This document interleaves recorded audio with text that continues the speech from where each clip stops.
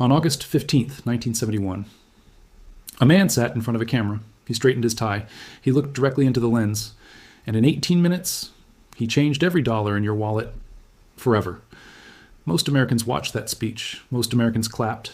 Most Americans had absolutely no idea that they had just been robbed, not at gunpoint, not in the dark, but in primetime television with a smile.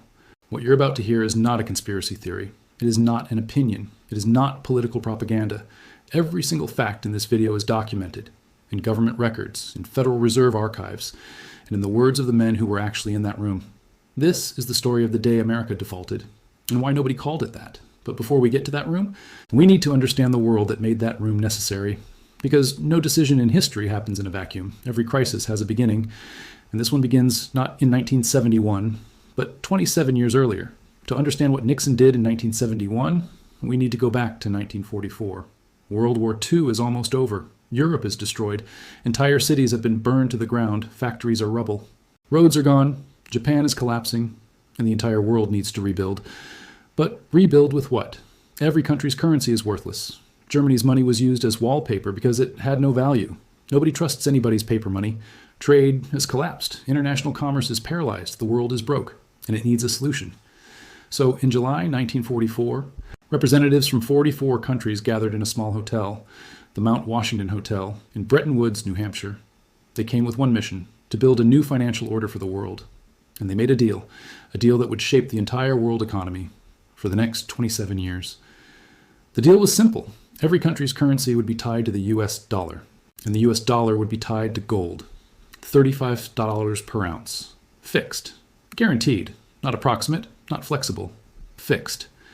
This meant if you were any country in the world, and you held US dollars in your reserves, you could walk up to the United States government and exchange those dollars for real, physical gold. Anytime. No questions asked. Why did the world agree to this? Because in 1944, America was the only country that wasn't destroyed. America had the factories. America had the military. America had the gold. In fact, America held 70% of the entire world's gold reserves. So tying the world to the dollar made sense. America was the most trusted nation on earth. America made a promise to the entire world, a legally binding promise. Our dollar is as good as gold. And for almost 3 decades, the world believed them. Trade flourished. Economies rebuilt. Europe recovered. Japan rose from the ashes. The Bretton Woods system worked until it didn't. But here's the problem with promises. They're only as strong as the person making them. By the 1960s, America was in trouble, deep trouble, the kind of trouble that governments don't like to talk about publicly. It started with ambition. President Lyndon Johnson had a dream. He called it the Great Society. Massive government spending on healthcare, on education, on poverty reduction, on social welfare programs across the entire country. Noble goals, expensive goals, billions of dollars every single year. And at the exact same time. The Vietnam War, a war that was supposed to be quick, a war that dragged on for years, a war that was costing $25 billion a year by the late 1960s, both happening simultaneously, both demanding billions, both bleeding the treasury dry. So what did America do? What governments always do when they run out of money. They printed more, quietly, without announcement, without public debate, just more dollars. But here's where it gets dangerous. Remember that promise? $35 per ounce of gold. Guaranteed. America was printing dollars, but they weren't mining more gold. Gold doesn't come from a printing press. Gold has to be dug from the earth, which means more dollars were chasing the same amount of gold. The ratio was breaking. The promise was becoming mathematically impossible to keep, and the world started noticing. Sharp eyes in foreign finance ministries started doing the math, and the math was ugly. France noticed first. French President Charles de Gaulle was not a man who trusted Americans easily. He had seen America make promises before. He was a proud man, a suspicious man, a man who believed in cold, hard gold over warm paper promises. In 1965, he did something remarkable. He called his economic advisors into his office. He looked at America's money printing. He looked at America's gold reserves. He did the math, and he didn't like what he saw, so he acted. He loaded French dollar reserves onto a ship, sailed it across the Atlantic to New York, walked into the Federal Reserve Bank of New York, and demanded gold in return. $150 million worth. Real gold. Physical gold. Cold bars of metal. Because that was the deal, and America had to honor it. America paid, but they were sweating. Because de Gaulle wasn't finished. He did it again. And again. And other countries watched and thought, maybe we should do the same. West Germany started questioning. Switzerland started questioning. Britain started getting nervous. Other countries started doing the math, and the math was catastrophic. In 1944, America held 70% of the world's gold reserves. By 1966, that number had dropped to 25%. By 1971, it had collapsed even further. Countries were redeeming dollars for gold faster than America could handle. The vault was getting dangerously empty.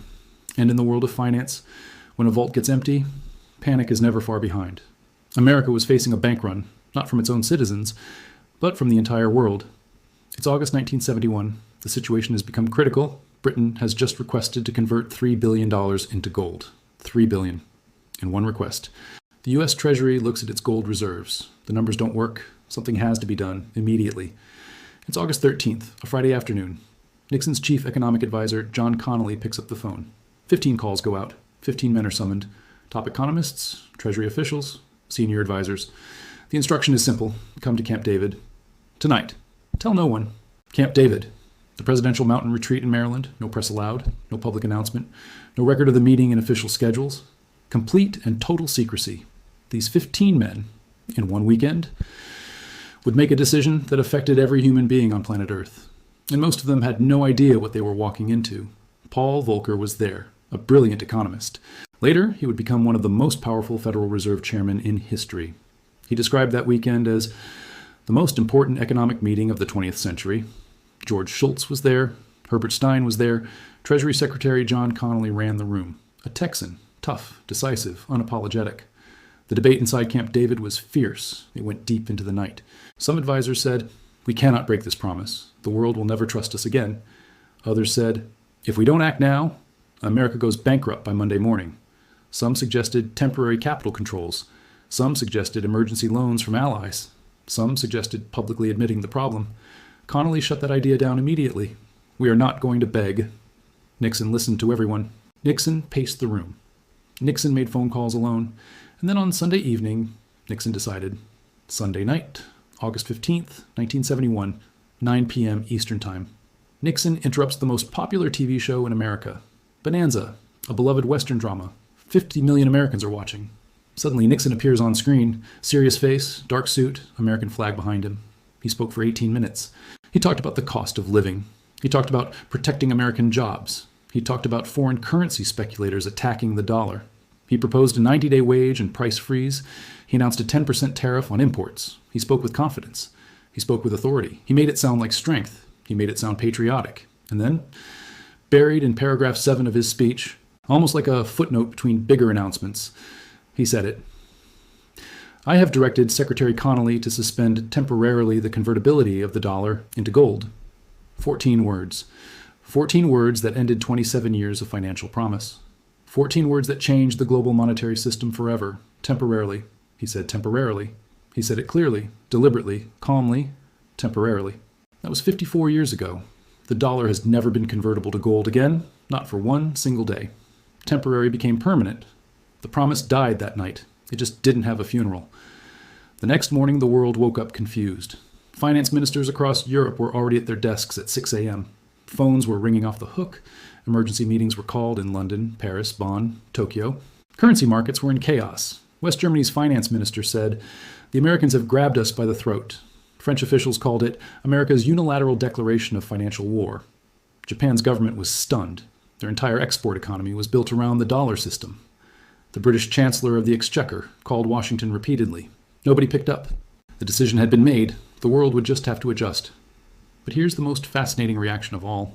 The American stock market, the Dow Jones Industrial Average, the very next morning, opened higher and kept going up. 32 points by close of trading, the single biggest one-day point gain in Dow Jones history at that time. Wall Street celebrated. The American public celebrated. Newspapers ran headlines calling Nixon bold and decisive. Time magazine praised the move as visionary because Nixon had done something masterful. He had reframed the entire story. He didn't say, "We cannot keep our promise to the world." He said, "We are defending America from foreign attack." Same decision, completely opposite framing. The enemy wasn't American policy. The enemy was foreign speculators. And Americans rallied around their president, exactly as he knew they would. Okay, so Nixon closed the gold window. It was 54 years ago. Why should you care today? Because you're living inside the consequences right now, every single day. whether you know it or not. In 1971, a movie ticket cost $1.50, a gallon of gas cost 36 cents, a new home in a normal American city cost $25,000, a brand new car cost $3,500, and a full year at Harvard University cost $2,600. Today, that movie ticket is $15. That gallon of gas is $3.50. That home is $400,000. That car is $48,000. And Harvard, $54,000 per year. Now, some of this is natural economic growth. Productivity increases, population growth, demand changes. Absolutely, that is real. But economists who have studied this data for decades consistently find that the rate of inflation dramatically and measurably accelerated after 1971. The data is not subtle. It is not ambiguous. The line on the chart bends sharply upward, right at 1971. Before 1971, with gold backing governments had a hard limit. You cannot print more dollars than you have gold. The gold was the ceiling. The gold was the discipline. After 1971, that ceiling disappeared. No limit. None. Zero. Want to fund a war? Print money. Want to win an election with spending promises? Print money. Want to bail out banks that made terrible decisions? Print money. U.S. national debt in 1971 was $400 billion. By 1981, it had doubled to $1 trillion. By 2001, it was $6 trillion. By 2011, it was $15 trillion. Today, it stands at $34 trillion and climbing. $34,000. That is not a typo. When a government prints unlimited money, every dollar that already exists becomes worth less. Not worthless overnight, worth less, slowly, quietly, every year.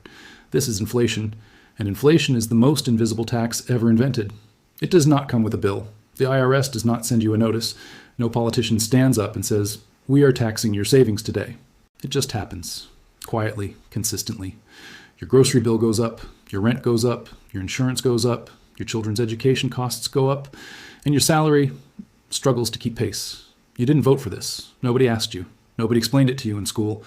But every year since 1971, the purchasing power of your dollar has declined.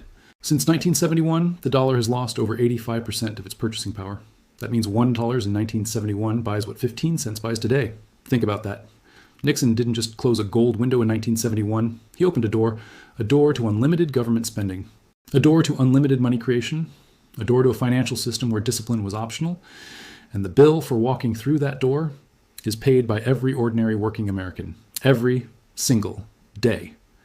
Now, I want to be honest with you, because history demands honesty. Some serious economists will argue Nixon had no choice, that the gold standard was already broken, that too many dollars existed relative to gold, that the system was going to collapse anyway, that Nixon simply managed an inevitable crisis. Maybe they are right. Barry Eichengreen at Berkeley argues the Bretton Woods system was fundamentally unstable from the start. Milton Friedman had been predicting its collapse for years. The economics were genuinely difficult. History rarely gives leaders clean options. It gives them bad choices and worse choices. And sometimes the question is simply, which disaster do you choose? But here is what is not debatable. The decision was made in complete secrecy. No public debate, no congressional vote, no international consultation. 15 men in a mountain retreat, over one weekend, decided the financial fate of billions of people who never knew the meeting was happening. And here is the question that keeps historians up at night. When a government breaks a promise and frames the breaking as strength, and the public celebrates, what does that say about the relationship between power and truth? When a temporary measure lasts 54 years, was it ever temporary? Or was temporary just the word that made the permanent acceptable? Was this decision made for the American people or for the financial system that serves the powerful? I will let you sit with that question, because it does not have an easy answer. And anyone who tells you it does is probably selling you something. What I know with certainty is this. 1971 was not just an economic policy change. It was a fundamental shift in the contract between government and citizen. Before 1971, your dollar was a receipt for real gold sitting in a real vault. After 1971, your dollar became a promise backed by nothing but trust. Trust in the government, trust in the Federal Reserve, trust in a system that you had no vote in creating. And trust, as every student of history knows, is a fragile thing. It takes decades to build, and one weekend at Camp David to break. The relationship between money and trust changed in 1971. The relationship between governments and their citizens changed. Between a promise and a convenient excuse, between accountability and the freedom to print, and understanding that shift is not just interesting history. It is essential knowledge for navigating the world you live in right now. Why does your cost of living keep rising? Why does saving feel harder every decade? Why does the gap between the wealthy and everyone else keep growing? The answers are not simple, but they all have roots. And many of those roots lead back to one Sunday night in August 1971, when a man in a dark suit sat in front of a camera and changed everything in 18 minutes. History does not repeat itself exactly. But as Mark Twain reportedly said, it rhymes. The patterns return, the pressures return, the temptations of power return. And if you understand the rhyme, you can hear the next verse coming before most people even realize the song has started again. If this video made you see your money differently, if it made you ask questions you never thought to ask before, then share it with one person who needs to hear this. Not for views, not for algorithms, because financial history is not just for economists and academics. It belongs to everyone because it affects everyone. This has been the story of the day America defaulted, the day that changed your wallet forever.